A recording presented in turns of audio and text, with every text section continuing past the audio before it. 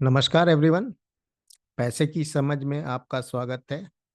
यहाँ हम personal finance को डिकोड करके अपनी लाइफ बेटर करने की कोशिश करते हैं। तो आज हम बात करेंगे गोल्ड में इन्वेस्टमेंट की। मैं सेबी सर्टिफाइड इन्वेस्टमेंट एडवाइज़र नहीं हूँ और ये वीडियो केवल एजुकेशनल पर्पस के लिए।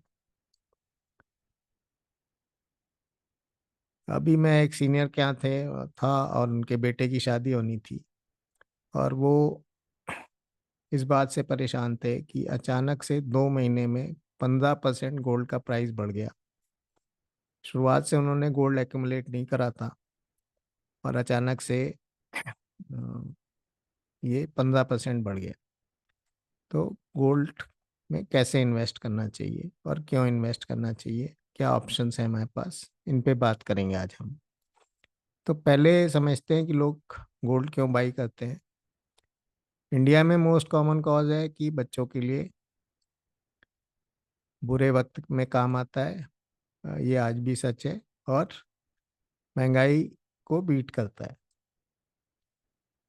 अगर आप रिटर्न ऑन इन्वेस्टमेंट देखें तो ऑन एन एवरेज पिछले 20 सालों में महंगाई को बीट किया है। बहुत लंबे समय में आप देखें तो उतना असर नहीं है, बट स्टिल 20 सालों में इसने महंगाई को बीट किया हुआ है। तो गोल्ड में इन्वेस्टमेंट के हमारे पास वेरियस ऑप्शन क्या है। फिजिकल गोल्ड जो सबको पता है, ज्वेलरी फॉर्म में होता है। लेकिन मैं बोलूँगा कि ज्वेलरी को आप इन्वेस्टमेंट मत समझें, उसको एक कंज्यूमर आइटम समझें। जैसे कि हम टीवी लेते हैं, कार लेते हैं, सब आइटम अपनी ज़रूरतों के हिसाब से और शो ऑफ के लिए भी लेते हैं कुछ लोग। लेकिन ये इन्वेस्टमेंट नहीं है क्योंकि इसमें मेकिंग चार्जेस बहुत ज़्यादा होते हैं। कॉइन्स बिस्किट्स फिजिकल गोल्ड का फॉर्म है। म्यूचुअल फंड्स ले सकते हैं आप, गोल्ड के भी म्यूचुअल फंड्स आते हैं। एक्सचेंज ट्रेडेड फंड, जैसे आप शेयर खरीदते बेचते हैं वैसे ही आप ये फंड्स भी म्यूचुअल फंड की तरह होते हैं, बट शेयर मार्केट में आप खरीद बेच सकते हैं इनको। और सोवेरेन गोल्ड बॉन्ड जो कि बेस्ट फॉर्म ऑफ इन्वेस्टमेंट है पेपर फॉर्म में। तो फिजिकल गोल्ड में ज्वेलरी जो है, इसमें सबसे बड़ी लिमिटेशन है मेकिंग चार्जेस, जो 10 से 20% तक हो सकती है। तो मान लीजिए 1 लाख का आपने गोल्ड खरीदा तो इनफैक्ट आपने केवल 80,000 का खरीदा, 20,000 रुपये तो मेकिंग चार्जेस चले गए। प्लस उसमें जीएसटी लगता है। प्योरिटी का रिस्क रहता है, कितना प्योर है नहीं है। चोरी जाने का डर रहता है।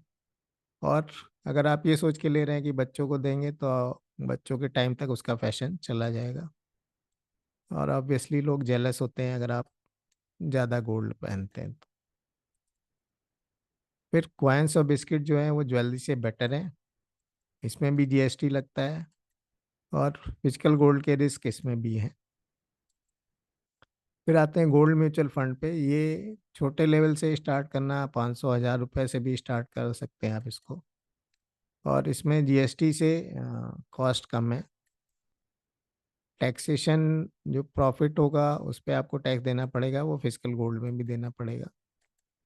गोल्ड ईटीएफ भी म्यूचुअल फंड की तरह है, बट डीमैट फॉर्म में होते हैं, मतलब शेयर मार्केट में होते हैं और वहाँ से आप बाई सेल कर सकते हैं। इसको भी आप छोटे अमाउंट से इस्तेमाल स्टार्ट कर सकते हैं और कॉस्ट ऑफ इन्वेस्टमेंट कम है। टैक्सेशन सभी में है एक्सेप्ट एसजीबी, वो भी हम बात करेंगे। तो पेपर फॉर्म में बेस्ट इन्वेस्टमेंट है सोवेरेन गोल्ड बॉन्ड, इसमें जीएसटी नहीं है। और यही एक ऐसा इन्वेस्टमेंट है गोल्ड में जिसमें आपको इंटरेस्ट मिलता है। जैसे आप बैंक में एफडी करते हैं आपको इंटरेस्ट मिलता है, वैसे ही अगर आप एसजीबी खरीदेंगे तो आपको इंटरेस्ट मिलेगा 2.5% पर एनम। लेकिन ये टैक्सेबल होता है, जैसे बैंक एफडी का इंटरेस्ट टैक्सेबल होता है वैसे ये भी टैक्सेबल होता है। तो अगर आप 30% टैक्स ब्रैकेट में आते हैं तो 30% कट जाएगा, तो 1.75% इंटरेस्ट आपको तब भी मिलेगा जो कहीं और नहीं मिलता गोल्ड में। ऑनलाइन खरीदते हैं तो 50 रुपये का डिस्काउंट भी मिलता है खरीदते समय। अगर आप इसको एसजीबी को 8 साल तक रखते हैं तो ये टैक्स फ्री है। गोल्ड में यही एक ऑप्शन है जिसमें आपका कोई टैक्स नहीं लगता। और चूंकि ये गवर्नमेंट इशू करती है, आरबीआई के थ्रू मिलता है आपको, तो ये गवर्नमेंट की गारंटी है तो सेफ है। तो अगर हम कंपैरिजन करें तो GST on purchase physical gold में है, पेपर गोल्ड में नहीं है। मेकिंग चार्जेस ज्वेलरी में बहुत ज़्यादा है। इंटरेस्ट जो है एसजीबी में मिलता है। और जो आपको प्रॉफिट होता है, मान लीजिए आपने गोल्ड खरीदा फिर बेचा, उसके बीच में जो आपको प्रॉफिट हुआ, तो क्या होता है कि इन सबको जो रियल एस्टेट, शेयर और गोल्ड, इन सबको खरीदने बेचने पे जो आपको प्रॉफिट होता है उसको गेन्स बोलते हैं, उसको इनकम नहीं बोलते हैं। तो या तो शॉर्ट टर्म कैपिटल गेन होगा या लॉन्ग टर्म कैपिटल गेन होगा। अगर 36 मंथ यानी 3 साल से पहले आपने बेचा है, खरीदा और बेचा है, तो उसमें जो प्रॉफिट होगा उसको शॉर्ट टर्म कैपिटल गेन बोलेंगे। अब वो आपकी टैक्स स्लैब के हिसाब से लगेगा। आप 30% टैक्स स्लैब में आते हैं तो 30% ऑफ द प्रॉफिट आपको टैक्स देना पड़ेगा। एलटीसीजी क्या होता है? Long term capital gain. अगर 3 साल से ज़्यादा रखा है तो 20% लगता है विद इंडेक्सेशन बेनिफिट। इंडेक्सेशन अभी हम समझेंगे। तो 3 साल से ऊपर जितना भी रखेंगे आपको एलटीसीजी देना पड़ेगा, एक्सेप्ट अगर आप 8 साल से ऊपर रखते हैं एसजीबी तो आपको कोई टैक्स नहीं देना है। तो इंडेक्सेशन समझने के लिए पहले इन्फ्लेशन और कैपिटल गेन समझते हैं। इन्फ्लेशन आप सबको पता है, महंगाई की समय के साथ चीज़ों की कीमत या सर्विस की कीमत बढ़ती रहती है। कैपिटल गेन होता है कि जो आपने खरीदा बेचा उसमें जो प्रॉफिट हुआ वो कैपिटल गेन होता है। तो शॉर्ट टर्म कैपिटल गेन होता है और लॉन्ग टर्म कैपिटल गेन होता है। अब आते हैं इंडेक्सेशन पे। इंडेक्सेशन बेसिकली क्या होता है कि आप जो कुछ भी सामान खरीद रहे हैं वो हर साल उसकी महंगाई भी तो बढ़ रही है। तो जो आपका कॉस्ट, जिस कॉस्ट पे आपने बाई करा था, एक्चुअल कॉस्ट नहीं रही जब आप सेल करने जाओगे, तो उसमें महंगाई ऐड हो गई। तो इस महंगाई के इफेक्ट को हटाने के लिए इंडेक्सेशन का कंसेप्ट है। और इसमें एक कॉस्ट इन्फ्लेशन इंडेक्स होता है जो गवर्नमेंट डाटा प्रोवाइड करती है हर साल। तो इसको बोलते हैं कॉस्ट इन्फ्लेशन इंडेक्स, CII। और ये यूज़ होता है इंडेक्सेशन कैलकुलेट करने में। ये आपको नेक्स्ट स्लाइड में इजीली समझ आ जाएगा।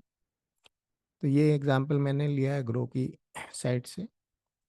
मान लीजिए मिस्टर एक्स ने कोई प्रॉपर्टी बाई करी 2004 में 30 लाख रुपए में, और उसको सेल करा 2018 में 85 लाख रुपीज़ में।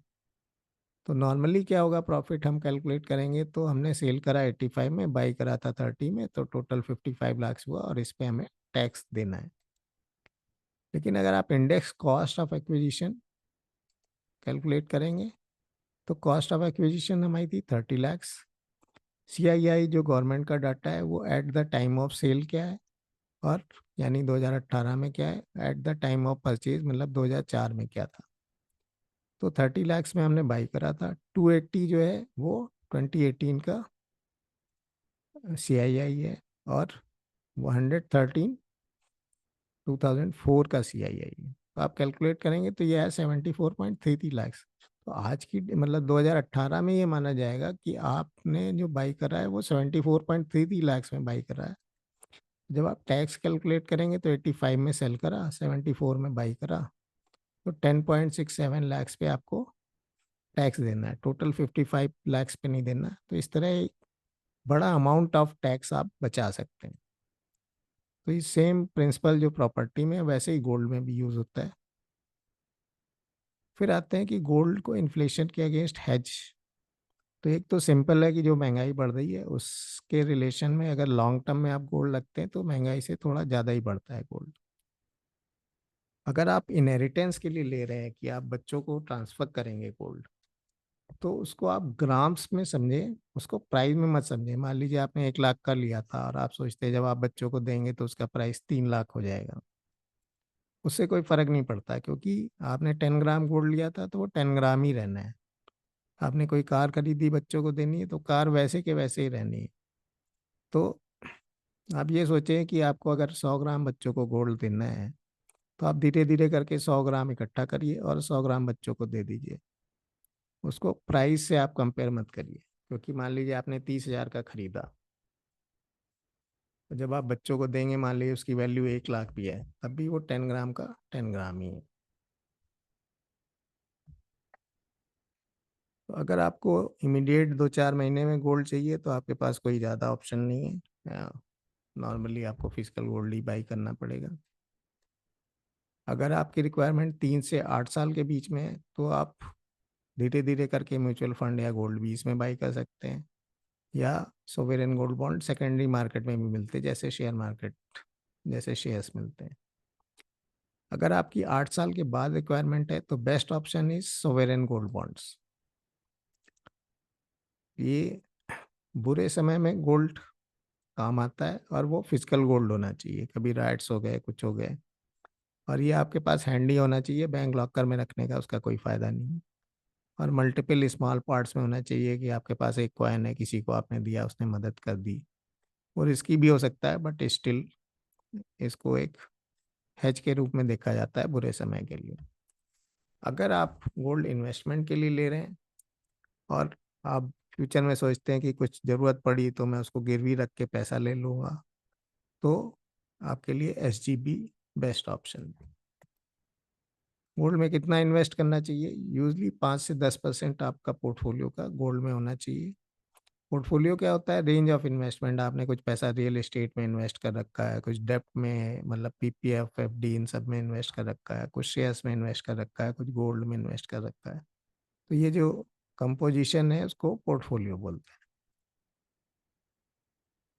तो गोल्ड कैसे बाई करना है? Physical gold obviously large reputed jeweller से बाई करें, जो सर्टिफिकेट भी देते हैं आपको प्योरिटी का।